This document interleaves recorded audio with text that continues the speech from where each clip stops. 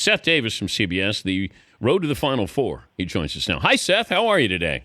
Danny Pooh, good to hear your voice this morning. What do you know? Not a whole lot if you look at Twitter. Are you getting crushed?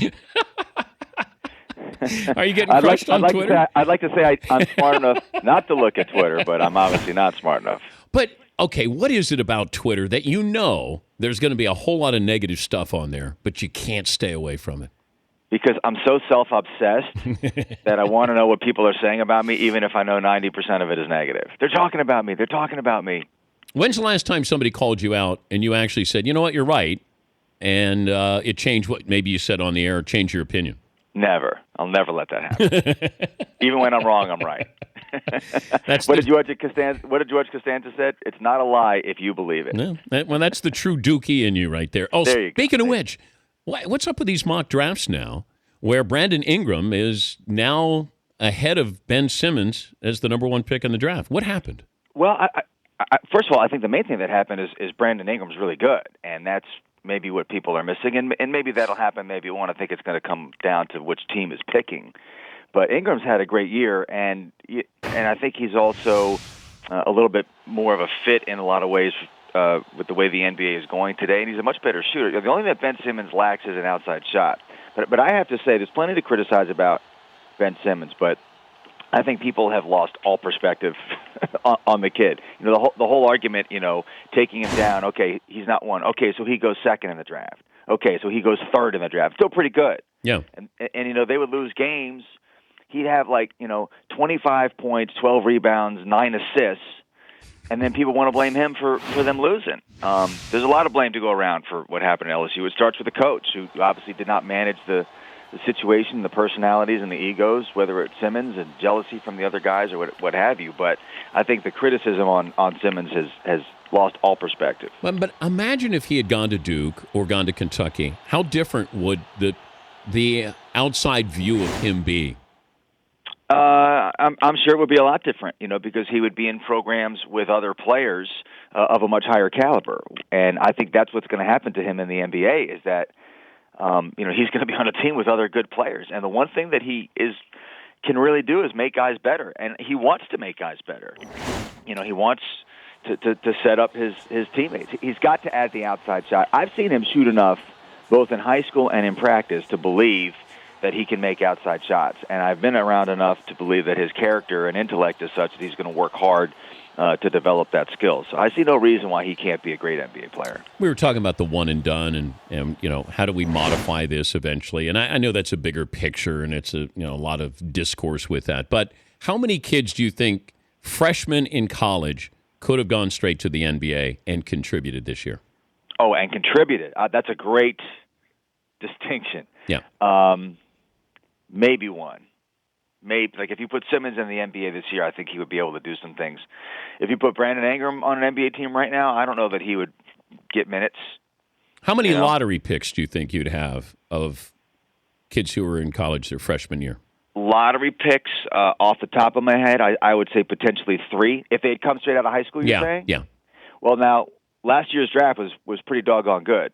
So, you're talking about, Towns and Okafor and all those guys. Mm-hmm. But, I would say Simmons, Ingram, and then, Henry Ellenson at Marquette. I don't know if people are really familiar with him, but he's a terrific – he's a lot like Kevin McHale. And he would have a chance. But, I just want to always remind people of 2 things with regards to this question, Dan. First of all, the so-called one-and-done rule, that's an NBA rule. That's not an NCAA rule. So that's first of all. The college folks would love there to be a much higher draft minimum because that means the kids would be in college longer and they can make more money off them. And the other thing people need to remember is, the one-and-done's ruining college basketball. Before one-and-done, there was none-and-done. There was no minimum, right? So is college basketball better with Brandon Ingram at Duke or Brandon Ingram on the Timberwolves? It's not even close. So when people talk about the one-and-done ruining college basketball, one-and-done has been a huge boon to college basketball. But if I said two-and-done or straight out of high school, I got the best of both worlds, Seth. That is definitely what a lot of people want. And I would have no problem with that. But personally, Dan, it doesn't bother me. I mean, we're talking about, maybe a half dozen kids a year against the hundreds and hundreds, maybe thousands who play college sports. and like I got enough problems raising my own kids. If somebody wants to leave school after 1 year, or if an NBA team wants to draft like a high school sophomore, what do I care? Let them do it. I don't understand what's the problem. Everyone's so worried about this. It doesn't bother me. I love opportunity. Seth Davis from CBS Sports Illustrated, college basketball analyst, joining us. A bracket advice. I'm sure you get this. If I gave you 3 things for people filling out their brackets, what would be the piece of advice or pieces of advice? Well, the most obvious one is don't use my pick. So that's number one. Okay. But that feeds into the second point, which is I generally like to try to pick some upsets. I'm a TV guy. I'm trying to be interesting for once. This year, for whatever reason, Dan, the bracket speaks to me, and as you can imagine, I only have maybe 5 minutes in the studio because we're doing a selection show, so I don't have a lot of time to marinate on my picks. But usually I try to pick upsets. But this year I don't really have any big ones. I mean, I took Iona over Iowa State in the first round. I really wanted to jump on Stephen F. Austin, but then I saw them paired up against West Virginia. And if you want to win a pool, and obviously this is only for fun, I'm not giving any monetary advice. I would never encourage that. Of course not. But generally you got to play it safe. But the last thing is, if you want to take a chance, you would take it on an early round team that you think either way is going to lose the next game. So, like I'm trying to see an example here. Like if you think West Virginia's really good, and then you would take a Michigan or a Tulsa to beat Notre Dame because you think either way they're going to lose in that next game. So it's that 14-3 line. And the 3s, 4s, and the 5s are the ones that tend to lose early on. Those are the lines that I would look at, because generally the team is going to who won that game in an upset is going to lose its next game. The player we don't know now, but we will know in a couple of weeks, is who? The player we don't know now, who we're going to know in a couple of weeks. That's a good question. I don't know if Malcolm Brogdon of Virginia counts. I know he's of course college basketball fans know him really well. There's the point guard at Xavier is a guy named Edmund Sumner, who is a redshirt freshman, was hurt last year. He's a really dynamic. He's an NBA. He's an NBA prospect. And then the guys at California. There are 2 freshmen in the front court there, in Jaylen Brown and Ivan Rabb, who, if they get by Maryland, those guys will have really big games. Well, they're going to be their future lottery picks, aren't they? Future lottery picks. Yeah, they're first round players. Well, Brown for sure. Rob's maybe a little bit of a closer call. Okay, if I was going to seed Charles Barkley versus the touchscreen, what seed would Barkley be? We'll make him a 15. We'll make him a 15 versus a 2. He didn't get the chance to. I'm anal retentive, so when they told me I'm on a touchscreen, the first thing I said is, "Let me go practice it for an hour." I thought I was going to be like John King on CNN on election night. Well, he said he rehearsed it.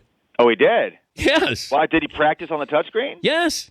Oh. All right. Are you debunking that right now, being the reporter you are, Seth Davis? I can neither confirm nor deny. If he said it, then it must be true. I wasn't there for it.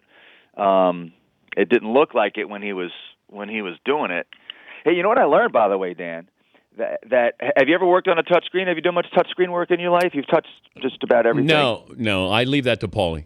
Okay, so what they told me was it's not the pressure of the finger on the screen that activates it, that you're breaking some kind of force field, some kind of infrared or whatever's going on in front of the screen. So they told me, when you touch the screen, make sure you take your hand way off the screen and then place it back on. That was a little bit of touchscreen trivia that I didn't know before. See, that's next level. Hey, is it not better television when it doesn't work, though? Yeah. I mean, that's all anybody wants to talk about. I hear I'm making these brilliant insights. I work all year. I study college basketball day and night because I know that the only time people are really watching me is on the selection show, and I say these smart things, and the only people want to talk about is how Charles can't work a touchscreen. Who gets roughed up more on Twitter, you or Doug Gottlieb? Doug's the 1 seed, let's put it that way. Well, but hey, Dan, you know what happens, though? Doug says stuff, and then people light me up on Twitter thinking it was me. That happens all the time. Wow. That happens. Well, this will be Gottlieb's last year. He'll go coach Oklahoma State, so He didn't coach the Warriors. I think he should coach the Warriors. They need some help. Really? Yeah. He's great at it. Have fun. He'd be crazy to coach. Why would he want to work for a living? I don't know. His dad was a coach. Go back to your alma mater. Yes. It's in his blood. Yeah. He just got a dog, though. I don't think he can leave the dog to recruit. You know what they say? If you're afraid, buy a dog. That's right. Thank you, Seth. I love you, Dan. I love you too, Seth. Seth Davis from CBS Sports Illustrated.